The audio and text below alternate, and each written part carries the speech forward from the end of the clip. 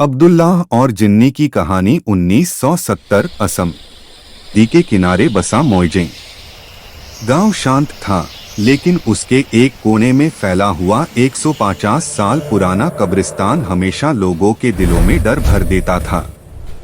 दिन में भी वहां सन्नाटा और अंधेरा छाया रहता। रात होते ही अजीब अजीब आवाजें गूंजने लगती।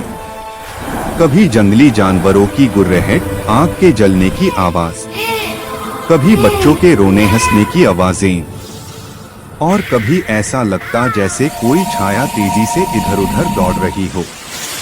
कब्रिस्तान से थोड़ा सा दूर एक पुरानी बड़ी मस्जिद थी। गांव वाले वहां पांचों वक्त नमाज पढ़ते थे, लेकिन ईशा की नमाज के बाद कुछ अनहोनी सी शुरू हो जाती थी।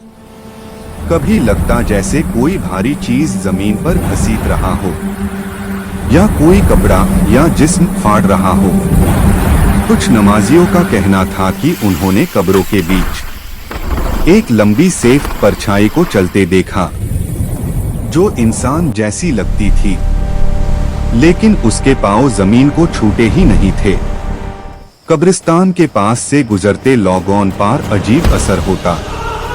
कुछ बीमार हो जाते, कुछ पागल तक हो जाते। डर की वजह से रात क्या दिन में भी कोई अकेला उस रास्ते से नहीं गुजरता था। अमावस्या की रात, एक अमावस्या की रात गांव के सभी नौजवान इकट्ठा हुए।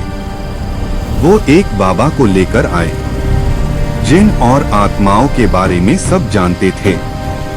हाथ में मशाल, हवा में ठंडक और सामने गहरा अंधेरा। वो धीरे धीरे कब्रिस्तान की तरफ बढ़ने लगे।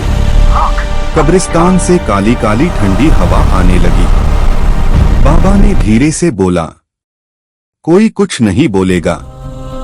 जब मैं मंत्र जपना शुरू करूं, सब आंखें बंद रखना, जब तक मैं खोलने को ना बोलूं, नहीं तो हम खतरे में आ जाएंगे।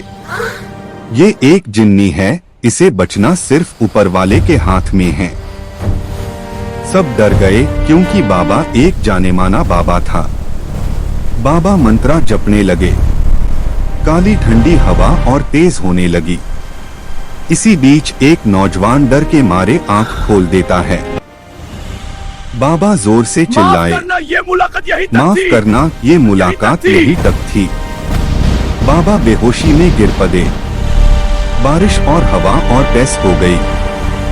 सभी लोग बेहोश हो गए। आगे देखिए अब्दुल्ला का हौस में आना, कैसे इस जिन्नी से गांव को बचाते। Coming soon, next episode.